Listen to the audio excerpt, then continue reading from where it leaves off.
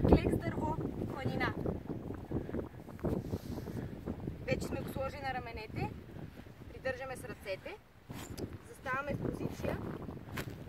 Краката на широчината на раменете. И клякаме надолу, като напрежението трябва да е в петите. През цялото време. Клякаме. Задържаме 3 секунди. Колената не минават пред пръстите на краката. И се изправяме нагоре.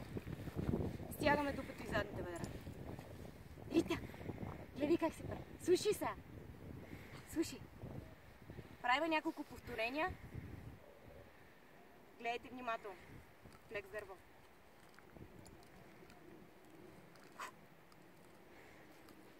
Бавно надолу. Не бързаме. Докъдето стигаме, без да се изгърбваме. Не вкарваме кръста.